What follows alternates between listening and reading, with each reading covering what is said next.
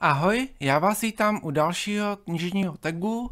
Vymyslel jsem další témata, o kterých bychom si mohli něco říci.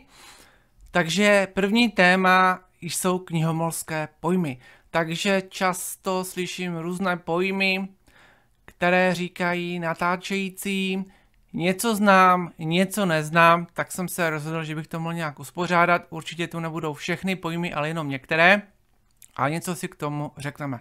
Takže první pojem TBR, seznam knih, které si člověk plánuje přečíst. Občas si dělám tento seznam. Já jsem natočil takové speciální video, knihy, které bych si chtěl přečíst.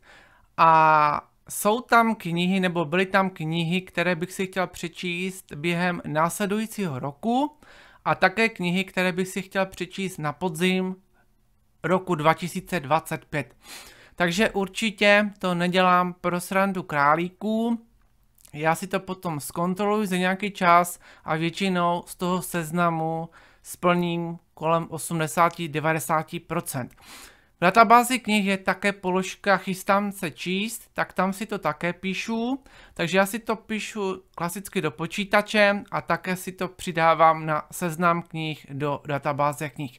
Vím, že někteří čtenáři si tento seznam dělají, buď si to zapisují do databáze knih, nebo třeba na Goodreads, nebo si to někdo píše na papír, nebo to prostě kombinuje, napíše si to na papír anebo do počítače, anebo prostě na ty sociální sítě si to zaznamená. Takže není to špatná věc, prostě zaznamenat si knížky, které si chceme přečíst. U někoho vidíme, díváme se na nějaké video, zaujme nás nějaká knížka, tak si to zapišme, anebo já to tak dělám. Nebo vy mi třeba dáte nějaký tip, tak já si to zapíšu. Nebo vidím třeba nějakou knížku na Instagramu, nebo třeba i na Facebooku, ale spíše na tom Instagramu, nebo když se dívám, když sleduji ostatní natáčející, tak a zaujímá mě něco, tak si to poznamenám. Protože člověk si řekne, jo, to je zajímavá knížka, budu si to pamatovat, není třeba si to zaznamenat, ale člověk zapomíná, nebo alespoň já, takže prostě když si něco nezapíšu, tak to potom můžu zapomenout. Takže určitě není špatné si dělat takový seznam a označuje se to jako TBR. Další název je DNF, je to označení knihy, kterou čtenář nedočetl, takže samozřejmě existují knihy, které jsem nedočetl. Dočetl jsem do určité strany a pak jsem knihu odložil. Prostě se to nedalo číst. Moc takových knih není, ale jak jsem vám řekl, je to třeba kniha od Martina Goffy, Kronika volného pádu, nebo třeba Extáze od Irvina Welshe. Prostě to nešlo, tak jsem to odložil a nic se neděje. Takže už jsem vám řekl, že to tak dělám, pokud mi ta knižka nezaujme, tak prostě čtení ukončím a vezmu si jinou knížku. Takže označuje se to jako DNF nebo DNF.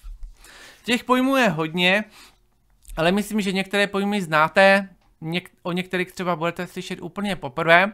Další pojem stand-alone, dílo, které není součástí série, má uzavřený děj a nevyžaduje znalost jiných částí. Pro mě to jsou ideální knížky.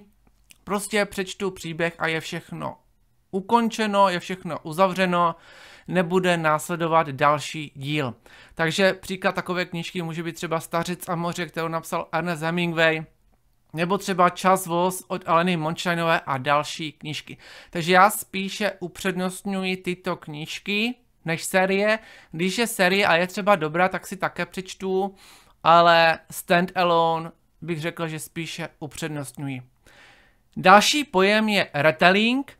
Je to převyprávění známého příběhu, často s novým pohledem v jiném prostředí nebo s upravenými postavami a motivy, takže třeba knihy Kráska a zvíře, Popelka, Šípková růženka, když si třeba přečetli ten příběh a někdo ho zase zpracoval jiným způsobem, hodně třeba i formou komiksu nebo třeba i mangy.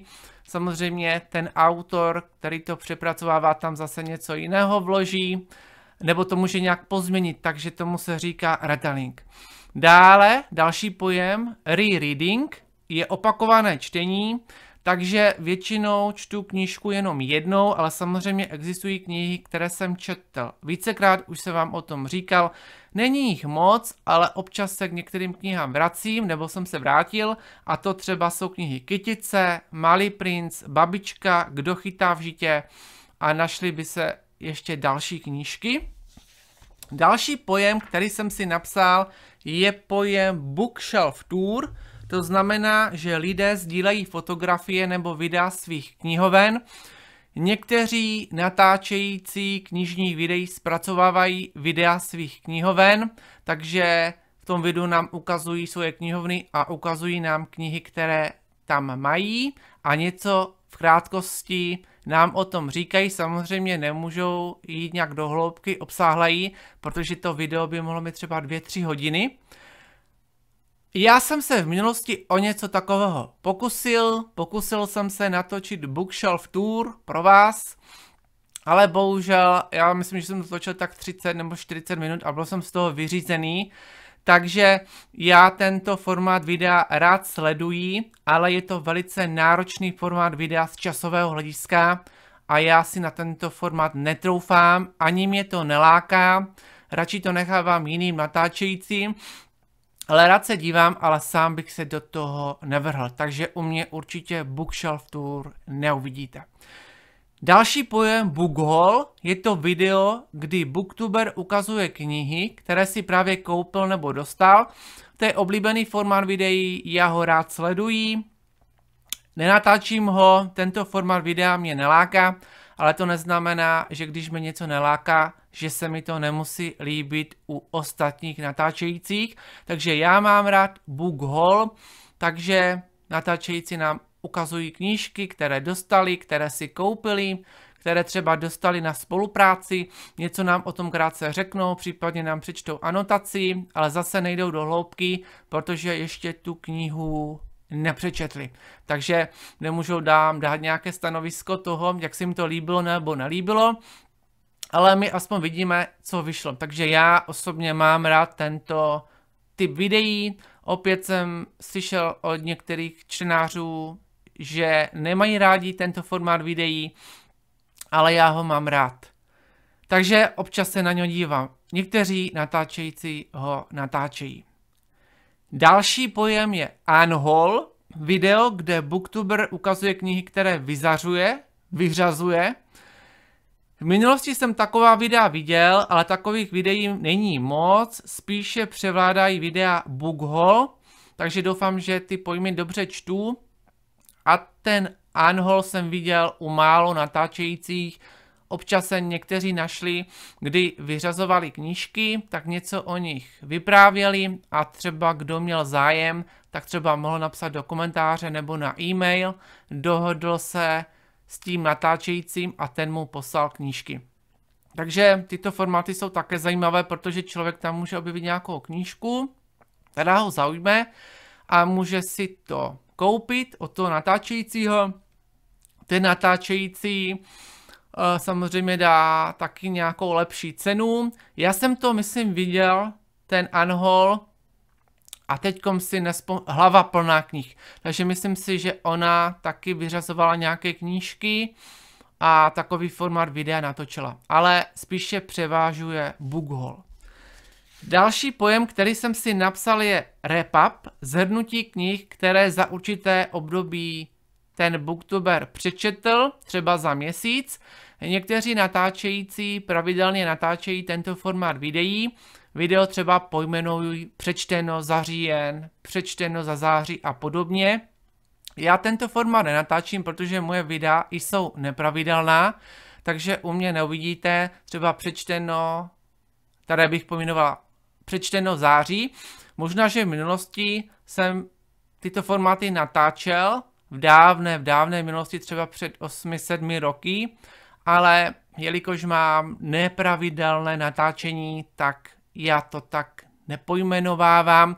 Já natáčím přečteno, je to třeba za určité období, já vyberu určité knížky, neřekl jsem vám nebo neříkám vám o všech knihách, které přečtu, v minulosti to tak bylo, ale teď už vybírám, možná je to tak 80%, o kterých knížkách vám říkám, zbytek třeba neříkám, prostě si vybírám. Takže tím chci říci, že to přečteno, které já natáčím, tak je to prostě za určité období. Teď, když jsem třeba nenatáčel 4 měsíce, tak vidíte, že vznikly více dílů přečteno, tak potom se vám povypravil o těch knihách, které jsem četl. Takže to je wrap-up. Další pojem, který je známý, je spoiler, je to recenze nebo video s prozrazením děje. Natáčející nebo knižní recenzent by měl upozornit na prozrazení děje. Já se o to snažím, je skutečnost, že v některých případech se stalo, že jsem na to zapomněl jsem to říci. To bylo třeba u videí z klasiky, já už si nepamatuji, u kterého spisovatele jsem to zapomněl, ale potom v tom úvodu jsem napsal, že video obsahuje spoilery. Některé příběhy klasiky jsou známý dostatečně, ale samozřejmě jsou i čtenáři, kteří tu knížku neznají, nečetli, takže neví, jak to skončilo. Takže já si budu na to dávat pozor, pokud budu říkat nějaké spoilery nebo budu prozrazovat děj, tak si to napíšu na papír a v úvodu vám to hned řeknu, že v tom videu budou spoilery, abyste zvážili, jestli se na to video budete dívat nebo ne, ale spíše to bylo v mém případě u té klasiky. Ale každopádně by to ten natáčející nebo ten, kdo píše komentáře do databáze knih, měl říci. Tak a když píšeme komentář v databázi knih, je tam uvedena kolonka spoiler a když tu kolonku zatrhneme, tak čtenář bude informován, že v našem komentáři se nachází spoiler. Takže někomu spoilery nevadí, i když tu knížku nečetl, tak mu to nevadí. Nevadí mu, že se dozví něco z toho děje. Někdo třeba má novou knížku a podívá se hned na závěr, jak to skončí a potom začíná od toho počátku. To je velice zajímavý přístup, já bych to určitě nemohl praktikovat, ale prostě čtenáři jsou různí, takže někdo má rád spoiler nebo prostě někomu to nevadí, ale samozřejmě většina čtenářů není nadšená, když se dozví ten spoiler. Takže s těmi spoilery velice opatrně. A pokud už spoiler, tak by prostě ten natáčející to měl říci, anebo uvést to i v databázi knih. Takže je to i na československé databázi taky. ČSFD, mě se plete ČSFD a ČBDB, ale je to ČBDB, Československá bibliografická databáze, tam si myslím, že to je také. Takže na to je třeba dát obrovský pozor. Takže musím si to zapsat za uši, abych na to dával pozor. Další pojem, který je známý, často se s ním setkáváme u mladších čtenářů a je to young adult. Já to čtu young adult, někdo to čte jako young adult, takže já to čtu jako young adult. Je to označení pro literaturu určenou především mladým dospívajícím čtenářům, obvykle ve věku 12 až 18 let. Samozřejmě tyto knížky můžou číst také dospělí čtenáři. Já, když jsem přemýšlel, koho tady zařadit, tak mi napadla Ruta Sepetys, třeba knihy v šedých tónech, Musím tě zradit, nebo třeba Neil Shusterman, oblíbený autor, od kterého jsem četl všechny knížky, které u nás vyšly. Takže teď mi napadá, že bych mohl někdy do rubriky o životě a díle zařadit také tohoto autora, mám ho rád, a napsat třeba Smrtku bez šance a z těch českých bychom mohli tady zařadit třeba Kateřinu Šardickou, napsala knihy Noci běsů, Zmizení Sáry Lindartové a teďkom bude vycházet novinka Neklidný hrob, anebo třeba Theo Adair Muffin a čaj. A s tím další pojem je New Adult. Je to literární žánr, který vyplňuje mezeru mezi young adult a klasickou dospělou literaturou. Zaměřuje se na postavy ve věku 18 až 30 let. A tady bychom třeba mohli zařadit Colleen Hoover, napsala třeba knížky Námi to končí, námi to začíná, četl jsem, nebo třeba autorka Mona Kasten, oblíbená autorka u žen, série Začít znovu, 5 dílů. Je to romantika, já jsem tyto knížky nečetl, anebo třeba autorka Mariana Zapata, která napsala knihy Kulty, Dvojitý zásah, také jsem nečetl. Takže ale mohli bychom to zařadit do žánru young, new adult. Je pravda, že ty žánry někdy young adult, new adult se překrývají, někdy nelze úplně určit tu přesnou hranici, ale něco takového také existuje. Další pojem je young adult contemporary. Jsou to realistické příběhy ze současnosti, často s tématy jako duševní zdraví, identita, vztahy.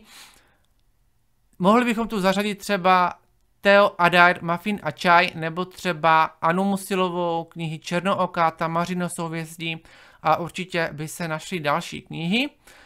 Potom tu mám pojem reading copy, je to předběžná verze knihy pro recenzenty. Některá nakladatelství před oficiálním vydáním knih vydávají reading copy a tyto knihy posílají recenzentům. Náklad je obvykle nízký, já nevím, kolik oni těch knih vydávají.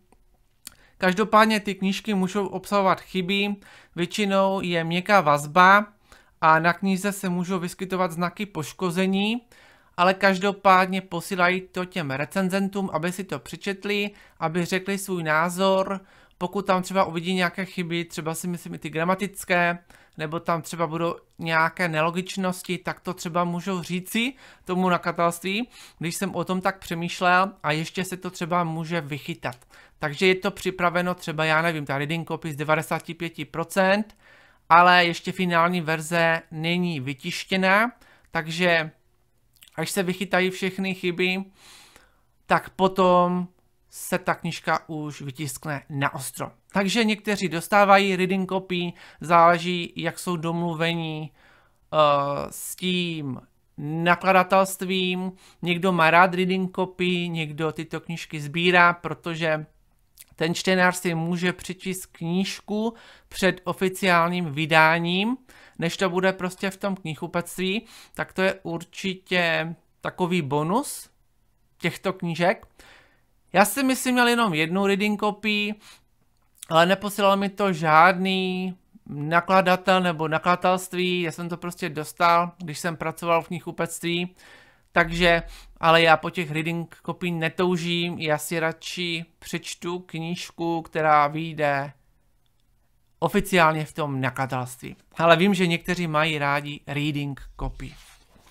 Tak další pojem, co jsem vybral, a je to pojem prequel, vysvětluje, co se stalo před původním příběhem, může být označený jako nultý díl série. Já jsem uvažoval třeba Tolkien, napsal sérii Pán prstenů a jako prequel bychom mohli říci, že je to Hobbit, nebo třeba autorka Susan Collins, série Hunger Games, napsala 3 díly a v roce 2025, to znamená v tomto roce, vyšel Úsvit sklizně, takže je to prequel.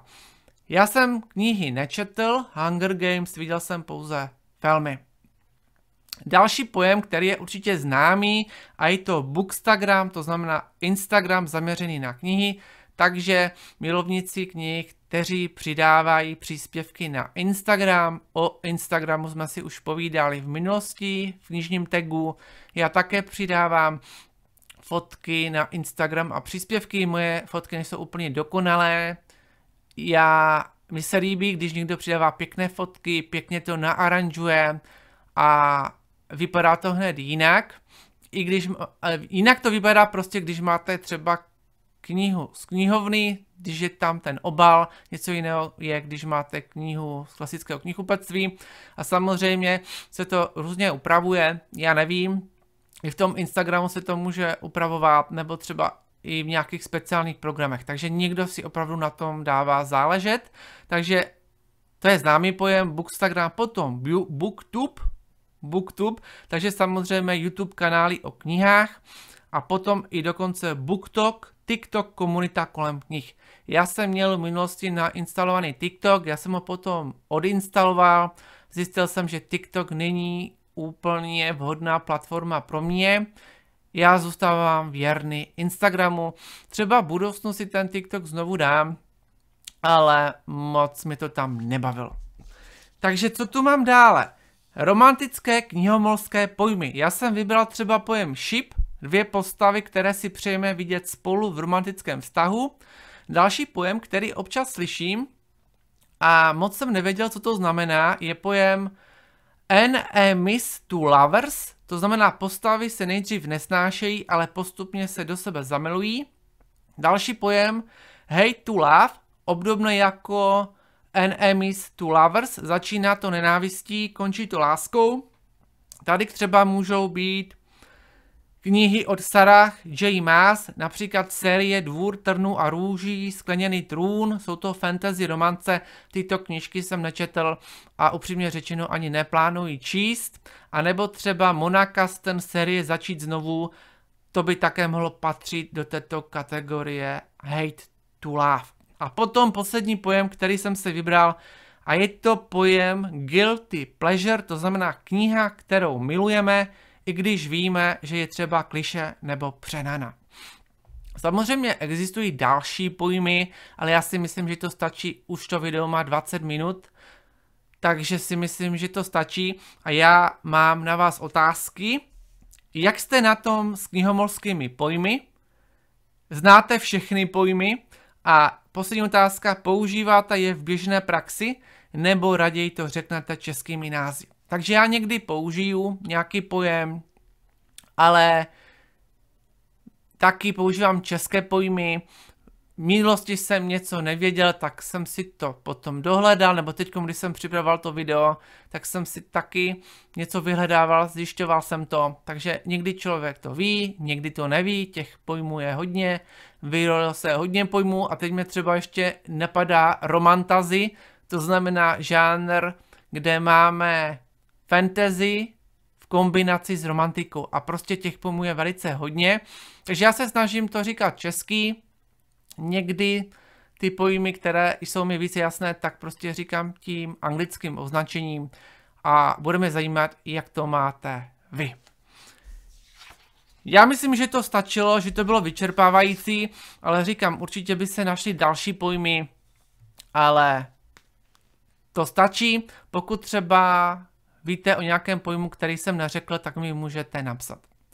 Druhé téma jsem vybral čtenářské deníky, takže jsou to deníky, do kterých si zaznamenáváme myšlenky a pocity po dočtení knihy. Samozřejmě takové klasické jsou klasické čtenářské deníky, které jsme měli v minulosti na základní škole, na střední škole, takže každý určitě pamatuje, nebo prostě pokud jste generace jako já, nebo třeba starší, tak prostě byly klasické sešity, psalo se prostě klasickým perem, tam se napsal obsah té knížky, hlavní postavy a něco o té knížce, ale já mám na mysli, když si třeba dneska zakoupíme nějaký deník, protože máme různé deníky, já jsem takový deník nikdy nevlastnil a zajímají mě ty současné deníky.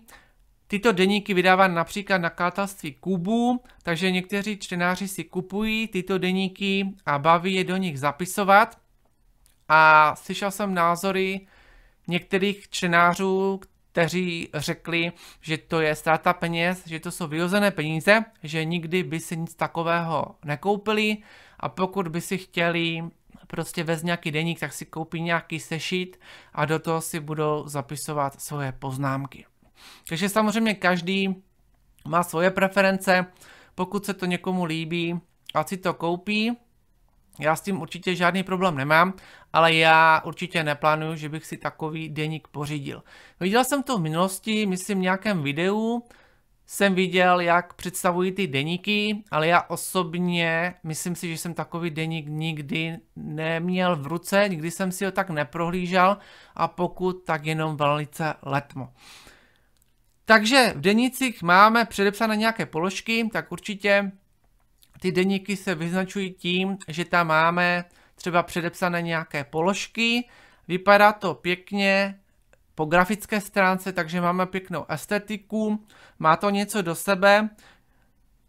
Když si zapisujeme poznámky klasickou tužkou, takže to určitě ano, takže si to zapisujeme klasickou tužkou, máme tam prostě nějaké kolonky, třeba já nevím, kolonka jak se nám to líbilo, máme tam třeba kolonku kladné postavy, záporné postavy, nebo třeba další.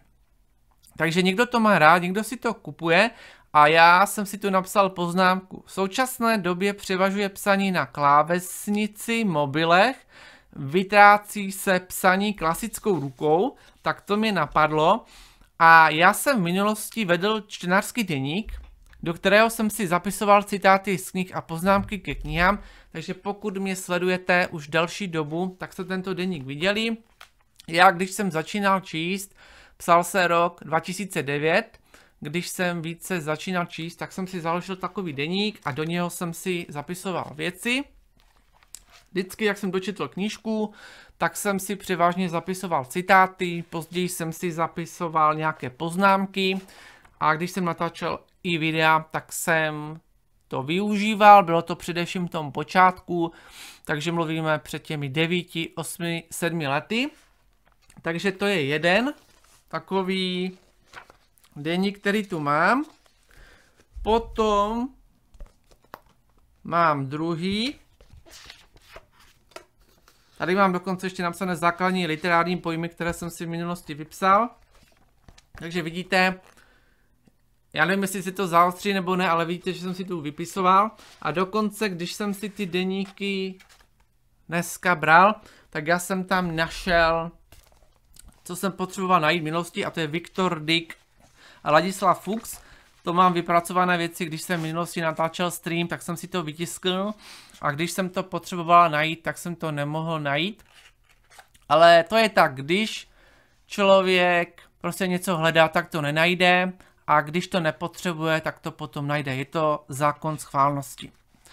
Takže a tady mám ještě třetí, a tady jsem si, tady jenom pár stránek a potom jsem se rozhodl, že si to budu zapisovat do počítače. Je to pro mě jednodušší si to zapisovat do počítače než takto. Pro mě to je přehlednější, ale chtěl jsem vám ukázat, že jsem měl také takové deníky v minulosti, takže nějakou dobu jsem si to vedl, poměrně dost dlouhou dobu, já si myslím, že to bylo i několik let. Ale teď si všechno píšu do počítače a je to pro mě dostačující.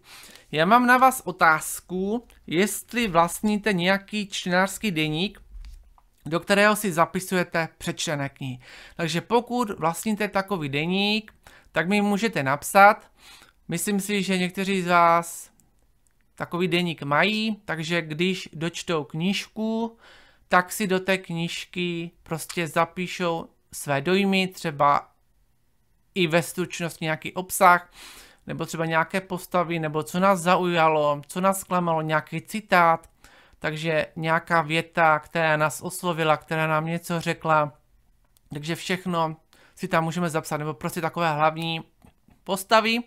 A vy mi můžete napsat, jestli máte buď takový klasický sešit, do kterého si píšete, anebo jestli si kupujete čtenářské deníky v obchodě, koupíte si ten deník, tam máte už napsané ty položky a zapisujete si do toho. Takže to by mě také zajímalo. A já se napiju, protože jsem úplně vypráhlý.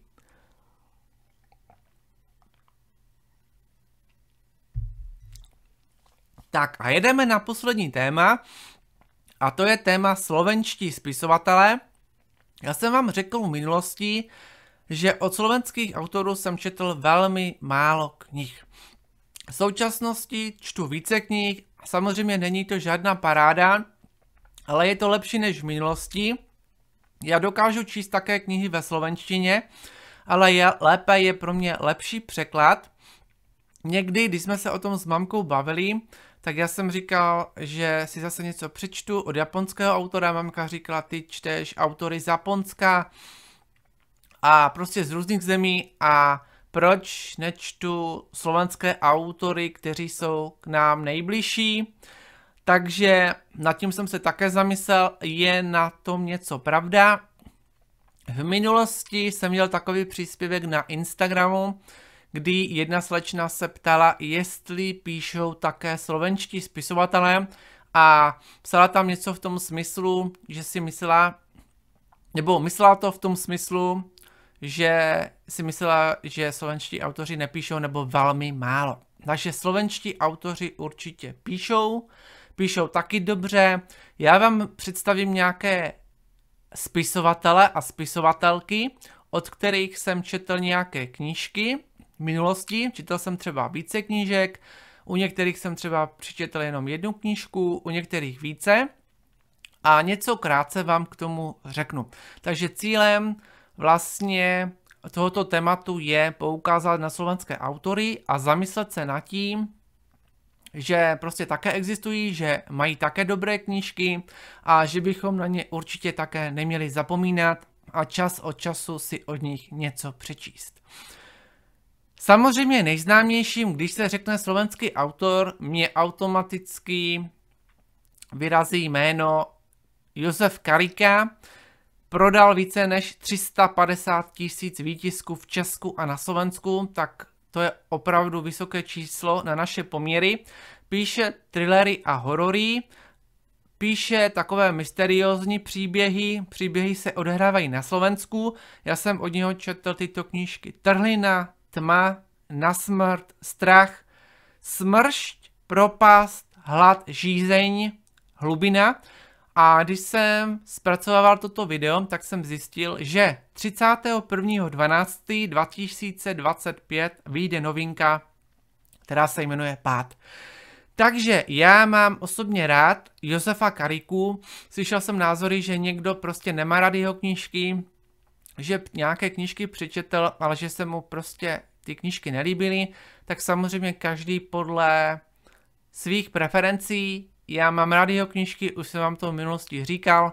Některé knížky se mi líbily více, mně se líbila třeba hodně kniha Na smrt, některé knížky se mi líbily méně, ale každopádně pro mě osobně je tento autor zajímavý a vím, že prostě když vyjde knížka Pád, tak já si tu knížku časem určitě přečtu. Takže mám rád tohoto autora, když chci nějaký dobrý thriller, když se chci bát, protože tam má thriller, horor, takže sáhnu po tomto autorovi a za mě píše dobře, ale samozřejmě ne všechny knížky jsou top, některé jsem hodnotil na 100%, některé na 90, 80, myslím si, že nejnižší hodnocení jsem dal 70%. Ale myslím si, že ho znáte. Ale samozřejmě není jenom Josef Karika, jsou další autoři a autorky. A já to mám třeba Ivana Ondrijová, ta žije v Prešově. Já jsem četl od ní 2 knížky, Vlčí hora a Poslední útočiště. Autorka píše thrillery, tyto knížky se mi líbily. Další autorka je Monika Wurm. Na tuto autorku mě nalákala v minulosti jedna divačka, takže já děkuji za tip na tuto autorku.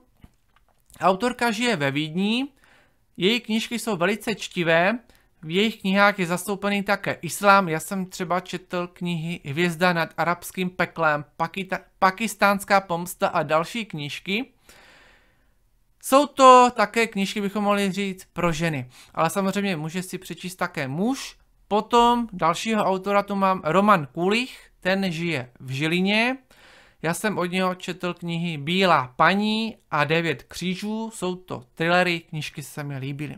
Další autorka je Michála Ela Hajduková, žije v Košicích a já jsem četl historický román nebo historickou fantasy Drakulova žena a na tuto knížku mě nalákal Alibaba Aleš, takže díky němu jsem si řekl, že do této knížky půjdu. Kdybych neviděl to jeho video, tak bych o autorce nevěděl a nic bych si od ní nepřečetl. Třeba časem zase něco vyzkouším, když jsem byl v tom knihkupectví na Slovensku, tak ona napsala více knížek, takže tato autorka je oblíbená na Slovensku. Nevím jak u nás, ale na Slovensku si myslím, že je oblíbená. Další slovenská spisovatelka je určitě Veronika Homolová-Tótová, píše příběhy z 2. světové války. Já jsem četl knihu Mengelovo děvče a Máma milovala Gabčíka, určitě tyto knihy doporučuji.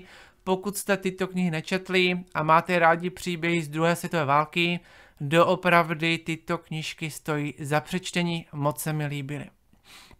Určitě autorka, o kterém jsem už mluvil, a je to Barbora Bernátová, takže já vám tady říkám současné slovenské spisovatele a spisovatelky. Nezacházím do klasiky, protože já tu slovenskou klasiku nemám načteno, ale prostě bavíme se o současných autorech. A současnou autorkou je Barbora Bernátová, pochází z Košic. Já jsem navštívil v minulosti Košice, takže místo se mi líbilo. Navštívil jsem také zoologickou zahradu a autorka píše detektivní sérii, která se jmenuje Dívka v mlze. A v této sérii máme 3 knížky. Dívka v mlze, Špína a zášť. A máme tam detektiva Davida Meitznera a jsou tam další postavy jako Emma Kopecká, Dominik. A časem by měl být 4. díl z této série a jak jsem se doslechl, tak autorka by tuto sérii chtěla uzavřít a začít psát něco nového. Takže není to špatná série, nebude asi pro každého čtenáře a jak jsem řekl v minulosti, prostě pokud byste měli zájem o tuto knížku, tak nejlépe je si tu knížku třeba půjčit, přečíst si pár stran a uvidíte, jak vám bude vyhovovat autorčin styl, jak vás to bude bavit. Ale ty knížky nejsou špatné. Dále tu mám autora, který se jmenuje Dušo Martinčok. Já jsem od něho četl knihu Někdo se najde, je to povídková kniha. V této knize se nachází 10 povídek. Jedná se o autorovu prvotinu. Kniha byla oceněna ve slovenské literární soutěži Anasov Litera 2023. O této knižce jsem vám říkal v tomto roce a povídal jsem vám o tom v některém z dílu přečteno. Takže uvidíme dále. Knížka se mi líbila a jsem zvědavý, co dalšího autor napíše. Další autor, který by mě lákal, je František Kozmon. Napsal sérii Marek Wolf. Nakladatelství Metafora vydala prozatím u nás 2 díly. U nás vyšla tato série až od 3. dílu, takže Kukačka a 4. díl se jmenuje Vlk. Já jsem si půjčil Vlka, ale asi tuto sérii nebudu číst, protože já jsem uvažoval, je to 4. díl. Samozřejmě asi máme v každé knize jiný případ, ale samozřejmě ten život vyšetřovatelů se nějakým způsobem vyvíjí. Otázkou je, jak to tam je s tím životem spisovatelů, do jaké hloubky ten autor zachází. Ale nakonec jsem se rozhodl, že nebudu číst, i když to mám půjčené, nebo ještě nevím, ještě si to prostě promyslím, protože já bych chtěl opravdu začínat číst od toho 1. dílu a myslím si, že to není úplně rozumné začít od 4. dílu. Takže lákaly by mě knížky od tohoto autora. Jsou 2 možnosti. Buď počkám, jestli se knihy časem nevydají u nás v češtině, anebo je taky další možnost a to, že bych si knihy přečetl ve slovenštině, ale raději bych dal přednost, kdyby byly přeloženy do češtiny. Tak já jsem zvědavý, jak se s tím popasuje nakladatelství Metafora a uvidíme v budoucnu. Celkově vyšlo 9 dílů na Slovensku. U nás prozatím 2 díly. Podle těch informací, jak jsem čerpal z databáze knih, tak prozatím u nás vyšly 2 díly. Další, a co je zajímavé, abych to neplat teďku. Takže to mám 14, takže 15. Knihy jsou pojmenovány podle názvu zvířat. Takže to je zajímavé. Potkan, rosnička, kukačka, vlk, červ, volavka, srnka, kamzík, bažant. Na světu 2025, na světu knih v tomto roce, měli besedu Barbora Bernátová a František Kozmon. Já jsem na světu knih nebyl, ale měli tam besedu, takže povídali o tom. Další autor, který by mě lákal, ale prozatím jsem se k němu nedostal. Někteří diváci mi dávali tipy na toho autora, já vám děkuji za tipy, ale bohužel jsem se k němu ještě nedostal a je to určitě Dominik Dán. Je to slovenský spisovatel, kriminalista, píše detektivky, píše sérii Případy Richarda Krause a když jsem se díval v databázi knih, tak tam je uvedeno, že vydal 40 knih. Tak je to obrovské množství. Poslední kniha se jmenuje Podej prst. Takže já jsem nečetl, možná někdy v budoucnu něco zkusím, mě by zajímalo a pokud víte, tak mi určitě můžete dát vědět, že kdybych si třeba rozhodl pro tu knížku Podej prst, jestli to nějak navazuje na sebe nebo ne, ale samozřejmě asi to bude samostatný případ, ale asi předpokládám, že ten osobní život toho vyšetřovatele, že to prostě bude nějak navazovat, že se tam něco udá v tom jeho životě a podobně. Ale pokud čtete knížky od Dominika Dána a něco jste četli, tak mi můžete napsat, případně mi můžete napsat nejlepší knížky, které jste od něho četli a knížky, které mi doporučujete. Pokud mi to napíšete, já budu rád. Já si to poznamenám a někdy v budoucnu něco od něho vyzkouším. Už dlouhou dobu si slibuji, že něco vyzkouším a pořád jsem se k tomu nedostal. Vím, že je oblíbený u nás, u českých čtenářů. Čtenáři ho mají rádi a samozřejmě je oblíbený, nebo velkou popularitu má i na tom Slovensku a možná i v dalších státech. Další autorka, která je zajímavá a určitě ji musím zmínit, a je to Táňa Kelejová-Vasilková. Od této autorky jsem nic nečetl, píše společenské romány a já v databázi knih jsem se dočetl, že nemá ráda označení Slovenska Daniel Steele. Poslední její knížka se jmenuje Eliška, vyšla v roce 2024. Já jsem od autorky prozatím žádné knížky nečetl, ale možná by mě lákala ta knížka Eliška. Možná, že bych mohl něco vyzkoušet, abych zjistil, jak autorka píše. Takže vím, že je to oblíbená autorka, určitě v těch knihách bude řešit závažná témata, společenské romány, bude tam určitě nějaká nevím jestli erotika, ale romantika, erotika asi ne, ale spíše romantika, ale říkám, nečetl jsem žádné knížky, takže nemůžu posoudit, ale vím, že tuto autorku mají rádi čtenářky. A poslední autor, který mě napadl, a je to autor Petr Pavoníč.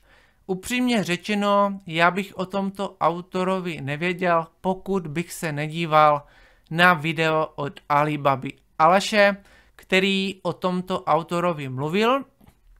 A na základě toho jsem si vzpomněl, když jsem připravoval toto téma do tohoto knižního tagu, tak na základě toho jsem si vzpomněl, že tento autor existuje, bydlí v Košicích, on napsal sérii a ta se jmenuje O mrtvých len v dobrom a jsou tam dvě knížky, které se jmenují O mrtvých len v dobrom a potom Děti zatratenia. Její knih se odehrává v Košicích, knížky jsou pouze ve slovenštině, nebyly přeloženy do češtiny, čerpám z údajů z databáze knih, takže pokud by tyto knížky byly přeloženy do češtiny, tak bych vyzkoušel. Případně pokud bych si je chtěl přečíst, tak samozřejmě by se to dalo pořídit i ve slovenštině. Takže díky Alibabovi jsem se o těch knížkách dočetl, mě to zaujalo, já jsem si to přidal v minulosti do databáze knih, potom jsem si to odebral z té databáze, z té položky chci si přečíst, možná, že si to tam zase dám, protože jsem si říkal, že těch knih je hodně, které si chci přečíst, které mám na TBR a že bych mohl z toho něco ubrat. Občas to tak dělám, když je tam hodně knížek, tak jednou za čas si to projdu a ještě zhodnotím a pokud uznám, že třeba už tu knížku nechci číst, tak si to prostě vymažu a tuto knihu jsem prostě, nebo tyto knihy jsem nějakou dobu tam měl, potom jsem to vymazal, ale možná uvažuju, že si to znovu tam přidám a třeba bych si to mohl někdy přečíst. Mě láká prostředí Košic a je zajímavé, nebo líbí se mi, že ti autoři pocházejí z Košic, takže východní Slovensko, příběhy z východního Slovenska, je to zase třeba úplně něco jiného než příběhy z Bratislavy, zase to má jinou atmosféru a podobně. Takže to by určitě stálo do úvahy tento autor. A samozřejmě existují další autoři, bude jich určitě hodně. Já jsem vybral jenom tyto. Pokud čtete slovenské autory, a tady mám otázky, jestli čtete knihy od slovenských spisovatelů nebo spisovatelek a potom, které knihy se vám líbily nejvíce. A pokud máte nějaké favority, tak mi můžete napsat, já budu rád, nebo který slovenský autor nebo autorka je vaše oblíbená, kterého mi můžete doporučit. Já budu rád za vaše tipy, já si to napíšu a vaše tipy si hned poznamenám do databáze knih, abych na nic nezapomněl, protože by to byla škoda, tak já určitě jsem rád. Já když budu dělat tu statistiku, doufám, že bude video top knihy 2025, tak já vždycky dělám statistiku a vidíte sami, že v posledních letech jsou zastoupeni slovenští autoři. Není jich moc, já třeba myslím, že tam je třeba 4-5%, ale jsem rád, když nějakého slovenského autora objevím i nového, když si něco přečtu a baví mě to, takže slovenští autoři píšou také dobře, takže pokud neznáte, určitě vyzkoušejte. Josef Karika, Ivana Ondrijová, Monika Wurm, Roman Kulich, Michaela Ela Hajduková, Veronika Homolová-Tótová, Barbora Bernátová, Dušo Martinčok, František Kozmon, Táňa Keleová Vasilková, Petr Pavonič a existují další spisovatelé. Já jsem četl od více autorů, ale všechny jsem nevypisoval. Četl jsem třeba, když jsem byl v knihovně, tak jsem četl jednu knížku, která byla ve slovenštině, napsal ji muž, který byl horník, takže po celý život pracoval v dole a napsal takovou knížku. Já už si nevzpomínám na ten název. Pokud si vzpomenu, tak já vám dám obrázek do videa a četl jsem. Mamka měla kdysi knížku, která se jmenovala Julín prvý bál, takže byla ve slovenštině. Četla to, když byla malá holka. Já jsem tuto knížku také četl, ale říkám, je to 10 let nebo 15 let nazpět. A četl jsem ještě od nějakých dalších autorů a mohl jsem tu zařadit ještě Jožo Nižnanský, Čachtická paní. To mi úplně vypadlo, ale tohoto autora bychom mohli zařadit už do klasika. Do klasiky já jsem chtěl spíše dát současné slovenské autory a prostě existuje toho hodně. Jak z minulosti, tak z přítomnosti a člověk se musí dobře vybrat, aby ho to bavilo. Takže pokud mi dáte nějaké tipy, já budu rád, zapíšu si to a časem zase něco vyzkouším. Takže já objevuji také rád samozřejmě různé autory, české, zahraniční, samozřejmě Slovensko už pokládáme za zahraničí. Já bych byl nejraději, kdyby to bylo jako k minulosti Československo, abychom byli spojeni, ale bohužel to tak není. Rozpadli jsme se a Česko vzniklo 1.1.1993 a Slovensko také.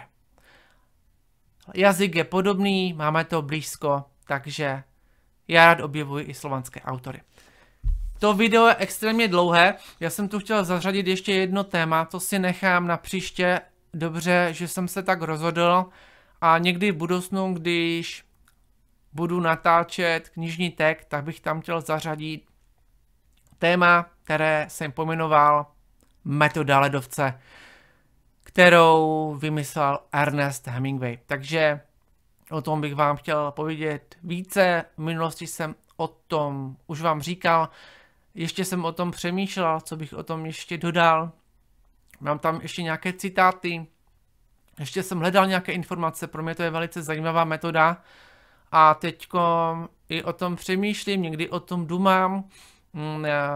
Myslím si, že jsem to pochopil správně, ale jsou tam prostě ještě nějaké věci, které si ujasňuju a hledám informace, ptám se a hledám na to odpovědi. Takže to příště, protože myslím si, že to je dostačující. Takže budu se těšit na vaše komentáře a někdy příště zase u dalšího knižního tagu. Ahoj.